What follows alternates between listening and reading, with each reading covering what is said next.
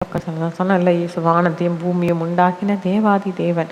அவர் தான் நம்ம இங்கே பார்த்து கொண்டு இருக்கிற மனிதனை நம்ம பேசி கொண்டிருக்கிறோம். நம்ம மனிதனை உருவாக்கினார். அவர் தான் நம்மளை சுற்றி இருக்கிற சின்ன சின்ன மிருக ஜீவன்கள், குருவி, இதெல்லாம் குருவி, பறவைகள் எல்லாத்தையும் உண்டாக்கியிருக்கிறார். இயேசு ஒரு காரியத்தை சொன்னப்ப, அந்த குருவியை பாருங்கள், அது ஏதாவது அறுவடை செய்தா இல்லை விதைக்குதா, ஆனால் அதுக்கு சாப்பிட்றதுக்கு கர்த்தர் வழிவகுத்து கொடுக்குறாருல. அப்போ உங்களோட தேவைகளை குறித்து கவலைப்படாதீங்க. இயேசு உங்களை வழி நடத்தி கொண்டு போவார். இயேசு உங்களுக்கு காரியங்கள் எல்லாவற்றையும் செய்வார். அதனால் கவலைப்படாதீங்க.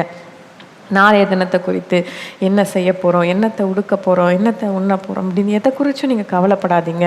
எல்லாவற்றையும் உங்கள் தேவனாகிய கர்த்தர் உங்களுக்கு எல்லாவற்றையும் பார்த்து கொள்வார் அப்படின்னு சந்தோஷமாக கவலை இல்லாமல் இருங்க. இயேசு உங்களோட இருக்கிறார். இயேசு உங்களோட பேசுங்க, ஜெபிங்க. அதுக்காக தான் இந்த ஜெபிக்கலாம் வாங்க நிகழ்ச்சி. நம்ம ஜெபிக்கணும் மற்றவங்களுக்காக. இயேசுவோட நம்ம எப்படி ஒரு நல்ல ஒரு கனெக்ஷனை நம்ம உருவாக்கி கொள்ளணும். இயேசுவுக்கும் நமக்கும் ஒரு நல்ல ஒரு ரிலேஷன்ஷிப்பை உருவாக்கி கொள்ளணும். இந்த மாதிரி காரியங்களை தான் இந்த ஜெபிக்கலாம் வாங்க நிகழ்ச்சி மூலமாக தொடர்ந்து பார்த்து கொண்டு வரோம்.